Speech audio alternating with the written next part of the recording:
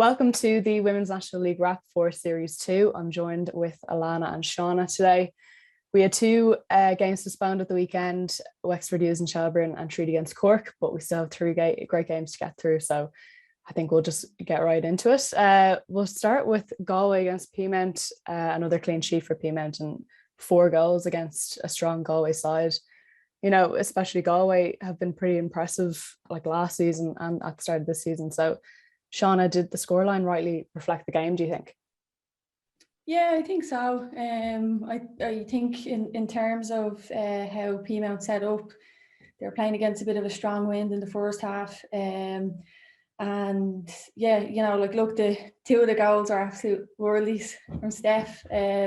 So I think in fairness to Galway, they'll probably come out with that being a bit disappointed with the two they conceded.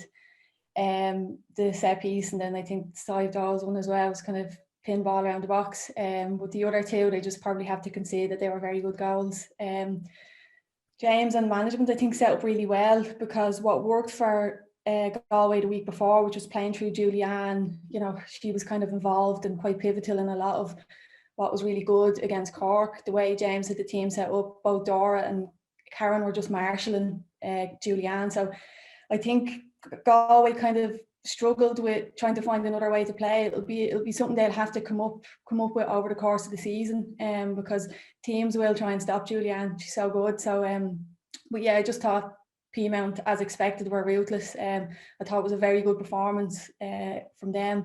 They didn't try and play too much fancy football with the conditions being the way they were. They were just direct, but I mean the energy from Anya and the girls up front right through to Nemo, Niamh Reid Burke and goal was brilliant. So exactly what I expected. 10 goals scored, none conceded. So you know, it'll be exciting to watch them go on as the season progresses. Yeah, and I think even more impressive that it was 4-0 win away from home as well, you know, a long track out to Galway as well. Moving on to Sligo Rovers now against DLR Waves at the Showgrounds. Alanna, I know you were at the game on Saturday. How was the atmosphere there? Yeah, it was brilliant. Of course, their first ever home Women's National League match, and I really did think they were going to break the record. They weren't far off. I thought sitting there, I was putting up videos like, Jesus, they must have broken it here, but maths mustn't be my strong point. I'll admit that one easily. But yeah, 945 there. So obviously they were a bit off the 1007 set last year by Cork City and Treaty United in Turner's Cross. But yeah, brilliant atmosphere. I think obviously, like, it takes a bit of time for fan culture to properly kind of cultivate, and maybe it'll progress on more and more as the games go on. So as much potential as there is on the pitch, maybe that lies kind of off the pitch too, because you know, like, some people were going to games that I know it was their first ever game even to go, but listen, if it gets people interested in the sport and the Women's National League, it's brilliant. You could even see a lot of from DLR and Sligo, I think there was a lot of young supporters that went and travelled and then were getting their pictures with the players after the game. So it's that whole can't see, can't be thing. And look, it's brilliant. I think as well, I wouldn't count Sligo out for it just yet. I hear they're probably planning on going for it again sometime soon, but maybe more clubs should maybe go after it too, because like, if the record was to be broken a few times this season and even shift around the grounds, it's only positive for the Women's National League. Yeah, 100%. And you know, DLR came out on top 3-0. But I guess you can't really count Sligo out. They played some good football against, you know, the Waves of the weekend, and there's definitely some positive points to look at there. Yeah, absolutely. I thought Emma Hansbury was obviously, like, you know, she was the marquee player. Everyone was looking at her there in the middle of the park. But apart from her as well, like, Lauren Bowles done a job there. I think she's kind of going to more sit in the pocket though and kind of let Emma play a bit freely. Now, if they had someone else in the midfield, I think they'd be a lot more linked to their forwards, because that seemed to be a slight issue for them there. But I think like it was a really positive performance for them. I think Aoife Brennan and Kate Malley were brilliant too, and even Pixie O'Hara when she came on. But like, I think that kind of shows the point of the potential that I was talking about earlier. Like, they are a really young side, and no more than the crowds, they can only improve from here. Yeah, exactly. Seana, last week I asked you who you think who's gonna win the league. Are you sticking with your answer again? Same team.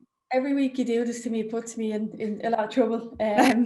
But no, look, I I love like the analysis side of the game, and when you look at Peamount, I mean, over the course of the 2 games, they, even I think without Erin McLaughlin this week, they still look as strong as ever. So yeah, I'd have to stick with them. Yeah, and Alanna, who are you thinking this season? I'm shocked by that there, Shauna. I know. I think, yeah, it's really kind of open to interpretation just yet, I think, really. But like, I mean, like if we're talking about potentials, like I think even Laura at the weekend really showed like their versatility, like Rachel Doyle to come on as a sub and kind of, you know, score those 2 goals. I thought Sarah McKevitt was really good for them, and Lynn Craven has been good for them after coming in. And even like they're getting a few players back from injury, like they've kind of really bolstered in areas there. Like they have to play Galway this weekend. I think that'll really set out whether either of them are going to challenge for that top 3.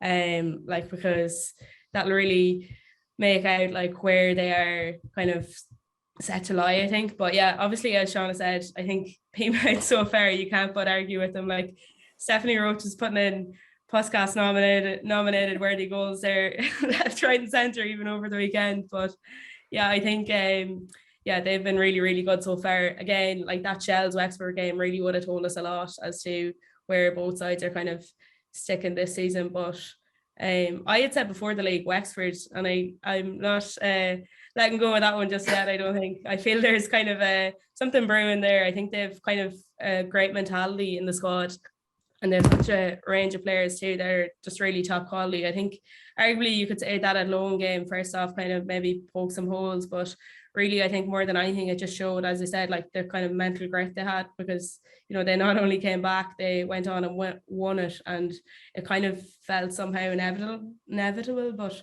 I think that's what you get obviously when you have Ella Malloy, Kylie Murphy, Avian Clancy all on the one team. Like it's just kind of get out of jail free cards, and the bond between them as well. I think yeah, there could be great stuff to come from them this season. Yeah, well, I can't wait to see if your predictions are right at the end of the season. Thanks for joining me today, girls, and I'll see you soon.